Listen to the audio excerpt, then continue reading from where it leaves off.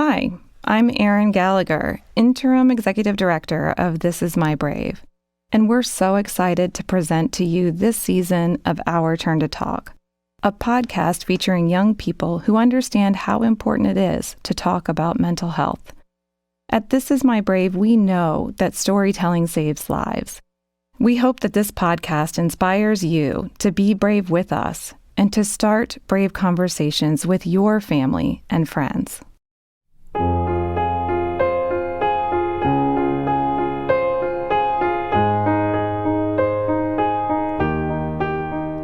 Can you hold me in your arms while you cover up the scars? Just comfort me once more. This is the stunning voice of today's guest, Jada Bromberg. Oh, I will break from here.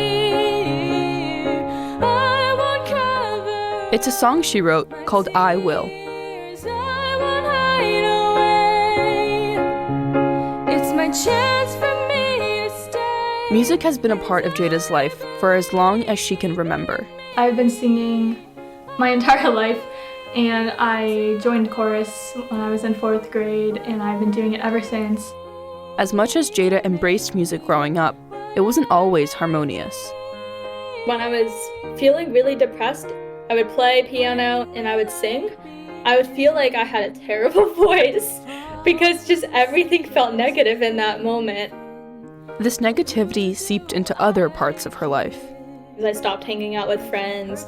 I didn't really participate in anything, kind of just isolated myself and was in my room all the time, just feeling sad.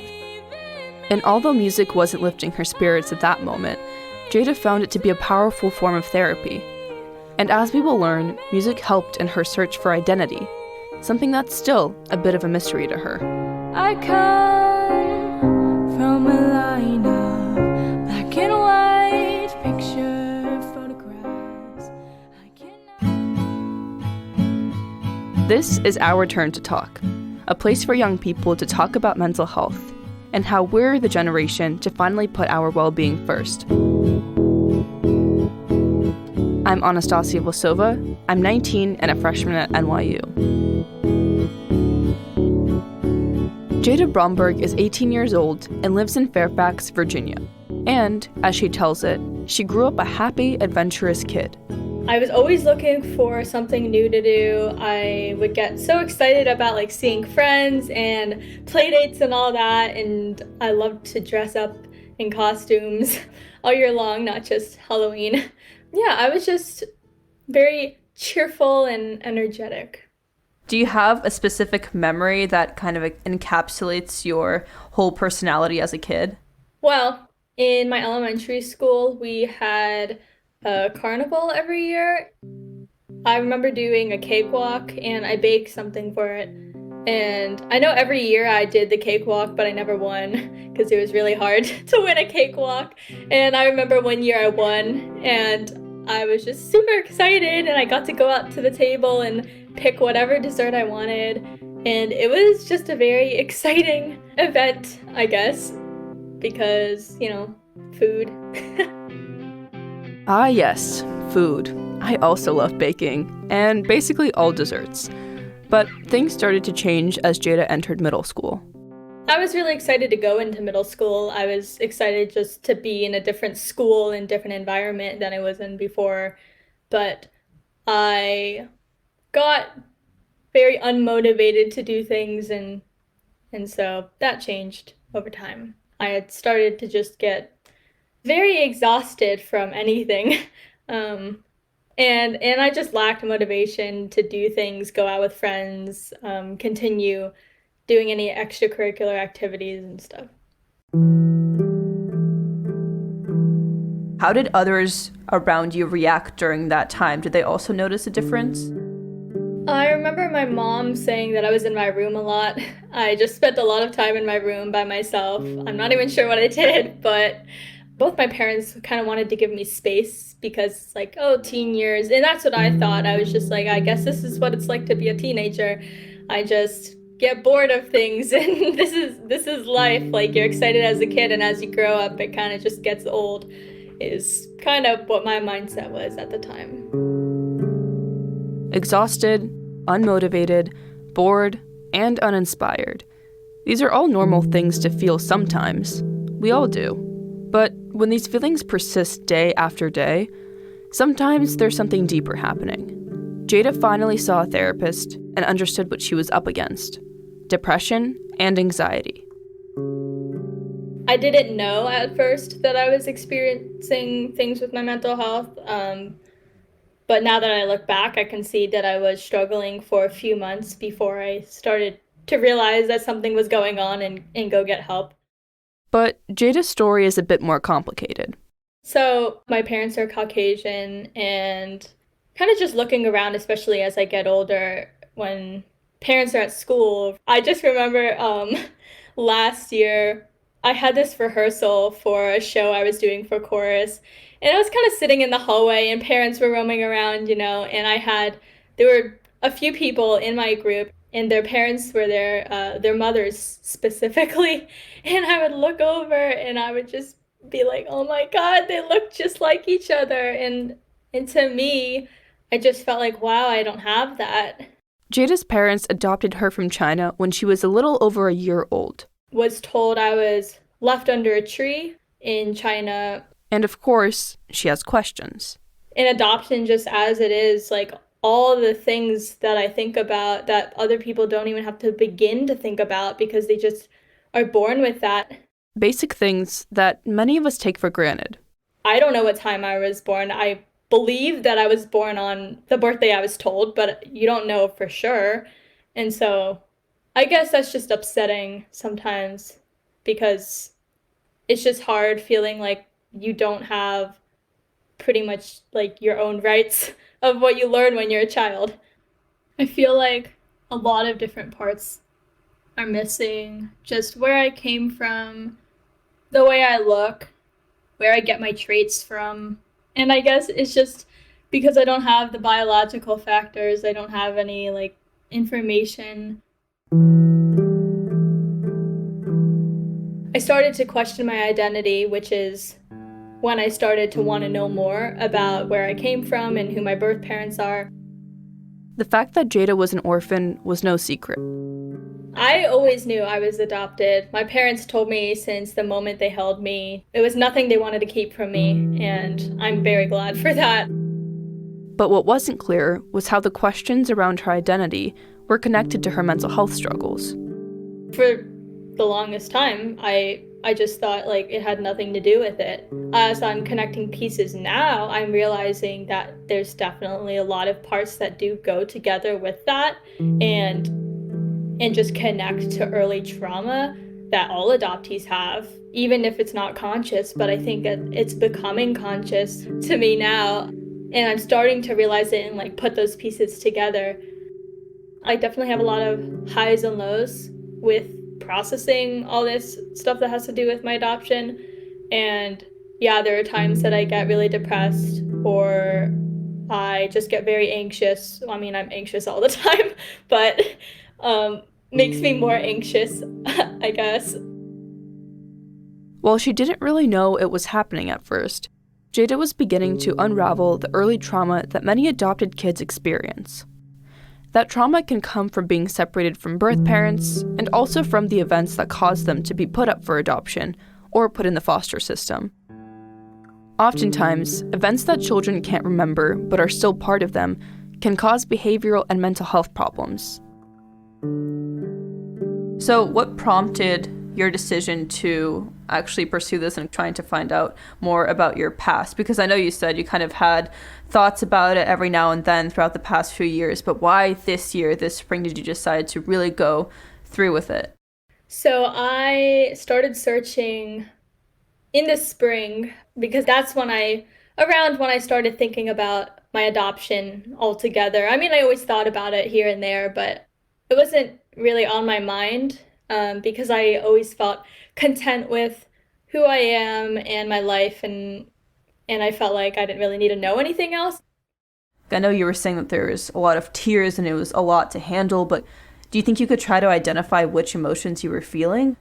I would say I mostly felt sad. As glad as I was to find out something new, my first thoughts are kind of like, why didn't I know this before? Like, why am I being told this now rather than knowing this 17 years ago? So that's just the biggest thought that goes around overall. It's just sad.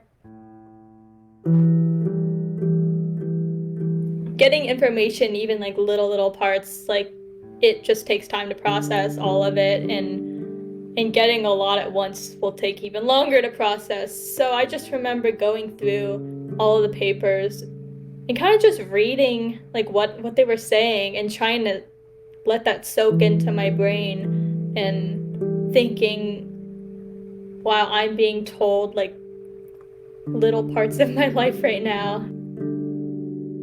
So Jada might not have known how to cope with these emotions she was feeling right away and her symptoms of depression and anxiety. But she did find coping mechanisms, like her incredible music, which you heard at the beginning of this episode. When I was really struggling the hardest, when I was 13, I sat down at my piano and I wrote a song about how I was feeling. I had looked up kind of the basic structure of songwriting, but I kind of just naturally like grew into doing it. And so the more and more I kept writing and creating songs, the better I was getting at it. And being able to pour my emotion out onto paper and then write chords. I've been playing piano since I was 5. And so I accompany myself with just my piano. And the more that I kept writing, the deeper I got into writing about how I feel or different experiences I've had. After a quick break, we'll talk more about the healing power of music for mental health. Hi, Erin Gallagher from This Is My Brave again. Whenever I meet young people who are sharing their stories, I feel even more empowered to do the work that I do. If this inspires you too, I want to tell you how you can get involved with us at This Is My Brave. Are you a college student? Our Brave Ambassador program is a student-led movement to create a safe space for yourself and your peers to talk about mental health and to break down barriers on your campus. And teens, if you feel like this is your turn to talk, check out our website for opportunities to share your story, including how to participate in our next National Teen Show. Go to thisismybrave.org for more information.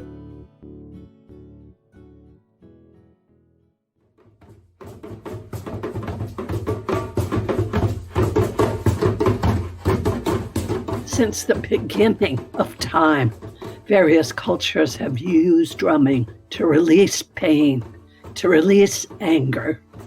It's an appropriate, if you will, means of expressing anger. And better yet, it can be framed in a context where a therapist can join. That's Joanne Loewy, an associate professor and director of the Louis Armstrong Center for Music and Medicine at Mount Sinai Beth Israel in New York. Music is a part of how we express ourselves. When we speak, there's tone, there's timbre, there's mood, there's expression of who we are. Joanne's team of music therapists help their patients cope with lots of mental health conditions. Depression, anxiety, and even other things like pain management, all through the power of playing music. Dr. Loewy specifically works with depression in people our age. In studies of neurology and music therapy, we're looking at depression. Yes, it is a diagnosis, and we're looking to see how music and music therapy can reduce anxiety and enhance communal mechanisms of shared experience that can grow teenagers' self-esteem, which is critical to function in adulthood. And when I express those feelings in a non-typical way, not talking, but in singing. In drumming, where others can join.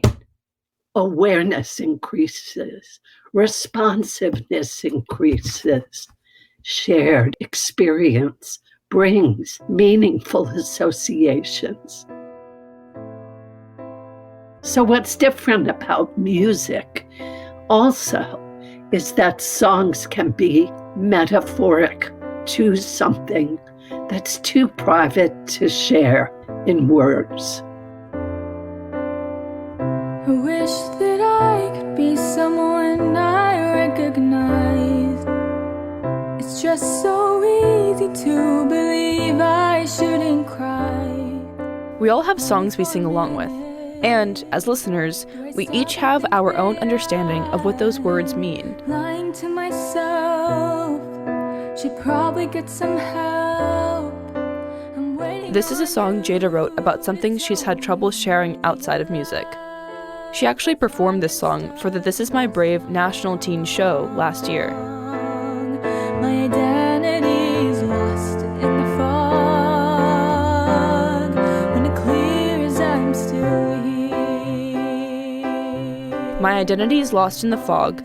When it clears, I'm still here. This is just one of the many songs Jada has written. In fact, songwriting has become a form of therapy, helping her work through the complexity of emotions and questions around her identity. I kept all of my original songs in a notebook, and I now have 3 notebooks full of original songs. And last year, I decided to go to a studio and record some of them. And initially, I was just gonna record this song that was about random nonsense. I tried recording the song at the studio, but it just didn't feel right. So I started recording some of my deeper stuff and the ones that were really about my mental health journey. And I created an album out of that, At the Edge. And so I have these 8 songs in the album that are really meant to just let the listener hear what I have to say and even feel how I felt, because I would turn to songwriting when I was feeling the worst sometimes. Can't keep holding in my breath when I'm around you. Not so shy when I'm my best, but I conceal too. You're no better. I write at good times too, but for coping reasons, I wrote even during the toughest times, even sometimes when I didn't want to write because I didn't have motivation, but I would channel all of that emotion into my songs.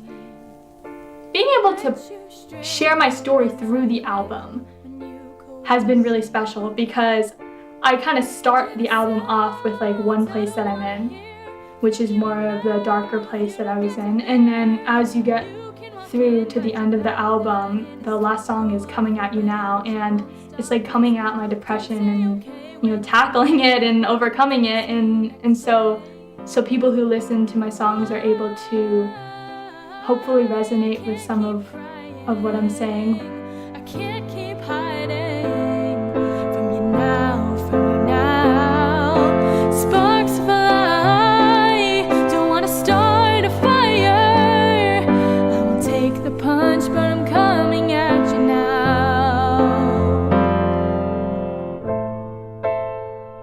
What is the one thing that you want to know? Is it who your birth parents are, how you were left, or why maybe? What is that one piece of information that you really are looking for? I guess my end goal is to know who my birth parents are and know who my birth mother is specifically. But I can say it's my end goal, but at the same time, it's everything that you learn, and this is for a lot of adoptees, but it's almost like you always want more. So you find out a little piece of information, but that's not enough, you want more. And even if you do find your birth parents, you may or may not feel fulfilled by that, because there's just a whole other process to go through with that. I can't keep hiding. I think that My generation is teaching everyone that mental health is a problem and that it's something that needs to be focused on, and not just in the back of people's minds, but in the front of people's minds, and that people need to be constantly aware of how they speak to other people or aware of their surroundings and how other people might feel on the inside. All of my experiences that were negative have really turned me into something positive, and so I want people to be able to see my whole story, and I just want to share with them, my unique story and how everyone's mental health story is different, and how the journey I'm on has helped me, have a more positive outlook on life and help me learn more about myself and help the world. You can walk in, but you're not that innocent. When I think of myself as an adoptee, I feel like what I'm going through now is something I'm going to experience for the rest of my life, but it doesn't have to impact me as much as it has in the past or as much as it does now. But I do think I'm always going to be looking for more, and I'm going to always have that part missing. And I think that the most important thing is now I'm learning to accept that.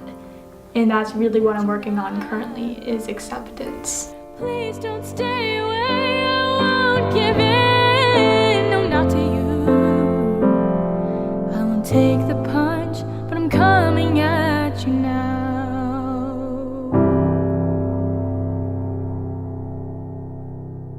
Thank you all for tuning in to this episode of Our Turn to Talk. And thank you so much to Jada for sharing her story. You can check out her mental health advocacy on her Instagram at Jada Reese, JADAREESE.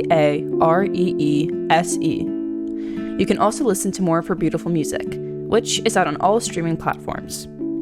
Her entire performance for the This Is My Brave National Teen Show, as well as the other incredible teens sharing their art, is on YouTube. Just search for This Is My Brave National Teen Show. Next week, we hear from another brave teen on her experience with depression after the sudden loss of her younger brother, and how performance and poetry helped her move through the grief. I truly believe that no one is ever truly gone, and I just want that reminder every day that even though it seems like he's not here, he's still here. If you're a young person, we'd love to hear from you. What's your story? You can go to ourturntotalk.com to share. Okay, so maybe you're not ready to share your story, but maybe you have a question for us. We will be answering your questions in an upcoming Our Turn to Talk episode. No filters, no shame. Submit your question on our website, ourturntotalk.com. Our Turn to Talk is a production of Principal Pictures. We believe in the power and impact of storytelling through podcasts and films to build empathy and inspire change. Season 1 is a partnership with This Is My Brave, an organization using performing arts to fight the stigma around mental health challenges and addiction. I've been very proud to intern there for the past 2 years. A very special thanks to Executive Director Aaron Gallagher and Program Manager Katie Grena. Check out This Is My Brave at thisismybrave.org. This episode includes content courtesy of the WETA Wellbeing's Youth Mental Health Project. Learn more at wellbeings.org and join the conversation with #wellbeings. This episode of Our Turn to Talk was produced and edited by Patrice Howard, Megan Botel, and Mitch Hanley. Beth Murphy and Jennifer Marshall are our executive producers. Additional support in the field and in the studio from Hannah McEachran, Ed Kashi, and Ben Kolak. Support for Our Turn to Talk is provided by the Hollister Confidence Fund, the Hershey Company, Rosemary Van Otterloo, and the Russa Fund of the Community Foundation of Greater Washington. I'm Anastasia Lasova, and I'm so excited to be on this journey with you. And don't forget to subscribe wherever you listen to podcasts. Hello, everyone. Erin Gallagher again. Thank you so much for tuning in to this episode of Our Turn to Talk. Are you inspired by what you heard today? Are you ready to share your own story about your mental health journey? If yes, here's how you can do it. Go to thisismybrave.org and select Share Your Story.